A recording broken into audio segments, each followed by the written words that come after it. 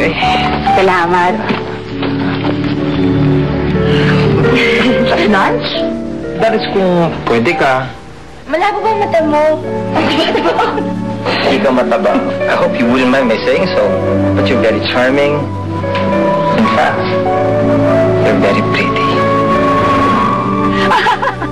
Alam mo na, sarap ka sa tenga tumawa.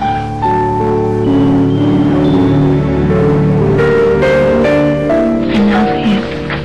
Ikaw ang buhay ko. Hi, darling. Hi there. Louie, I'm sorry kasi itinawag lang sa akin ni Grace. Hindi pala Pagahe. Ilang taon na ako nabuhay sa tama, pero alam mo, hindi naman ako dito naging masaya, kundi dito sinasabi nating mali. I love you.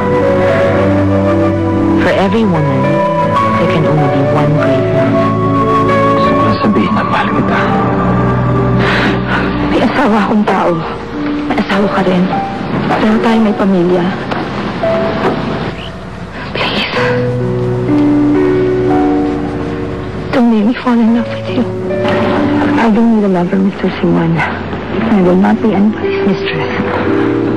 Sa oras-oras na idinudukdo sa utak ko na hindi pwede, na mali, that it's unfair. Hindi ka pa rin mawala sa isip ko. A love beyond reason, beyond time. Kung meron man tayong pagkakasala, ito lang. Albert, it's not you that I'm giving up. I'm giving up my own happiness. Dayan, don't do this to me, Dayan. Always remember that meeting you was one of the happiest moments of my life. Having to leave you will be one of my biggest pains.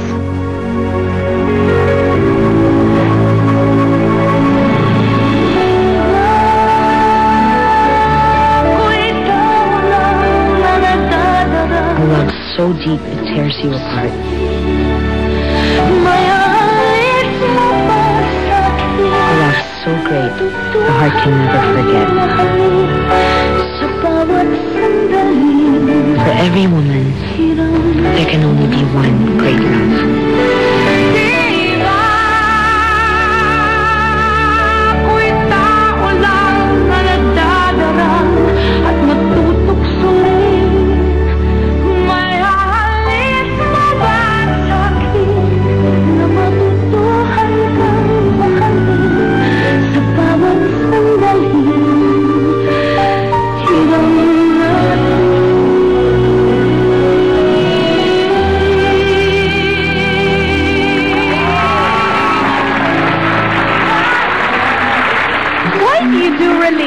Movies so well.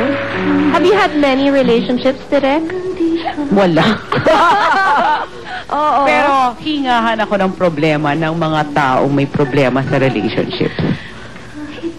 So that's why. Yeah. Even when I was young, a lot younger. Oo. High school pa lang ako, You must takbuhan be a na. great listener. Yes. Yun. Yes. It's one of your gifts. And I was just telling Sharon, why does Direk Olive bring out the best in you? We were friends. She was the EP, the executive producer of the Sharon Cuneta show for 6 years before Star Cinema took her away from me. No, but we became very, very close. Inang ko na siya noon pa. So, alam niyang mga laman ng dibdib ko. So, alam niya saan ako huhugutin, anong sasabihin niya sa akin. Biglang masastan ako, iyak ako, gano'n, sa shooting. Tsaka siguro, Chris, she's very comfortable with me. So, tapos, since friends nga, she trusts me so much na bibigay niya sa akin lahat. So, alam ko eksakto kung saan. Richard, kasi siguro walang babae sa Pilipinas ang tatanggi talaga sa'yo. Diba? Wala, di ba? Aminin niyo na yan. May mali siya. May mali siya si Direk. Direk, ha? Baka si Richard yung one great love. Richard, how do you give realism to that? To that role, especially, na parang ikaw yung pursuer, eh. Diba? In the way the story is, na you were complimenting her and you were saying na mataba ka, but you said, no, you're very pretty. You know, and most very of my charming. acting comes from experience. Chris. Marami na rin ako experience sa buhay eh. Pero there are times na minsan hindi mo na kailangan gamitin yung experience mo because the script itself or that particular part of the scene, eksakto na kaya nang dalhin yung emotions mo eh.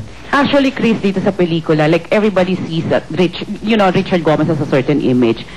Pero dito sa pelikula, makikita nila yung isang part ni Richard Gomez na totoo na nandyan sa kanya. Ano yan?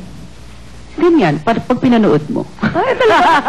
3 beses ko nga ata The caring, the sensitive man, yung may insecurities rin siya sa loob. And he really wants to be just loved and taken for, to be accepted for himself. Oh, Richard, anong favorite dialogue mo of everything that you said there? That's what I love about your movies, eh. Sobrang memorable ang dialogue. Alam mo, maganda yung dialogue namin sa loob ng kotse. When Sharon was leaving me already. Ano yung sinabi I don't remember the dialogues, but while doing it, I really enjoyed it. Because it felt real. Parang it could really happen. Kung meron man tayong pagkakasala, ito lang. Hindi tayo masamang tao. Hindi tayo masamang tao. So, yung kung meron man tayong pagkakasala, ito lang. Okay. Ito ngayon, this deviates a little bit, but it pertains. Richard already answered this, na yung divorce bill daw, he is in favor of it, at feeling niya yung mga kongresista papayag. I'm not really in favor of the divorce bill, but I said before, most likely papasa dahil marami sa mga lawmakers at sa mga mababatas natin, it's either may ibang asawa na or hiwalay sila, or kahit may asawa na may babae pa rin. Okay, Richard. Sharon, in favor or not? In favor. Because? I went through it eh. So I understand na hindi naman, syempre when you get married, kung matino kang tao, in the first place, you don't think of splitting up someday.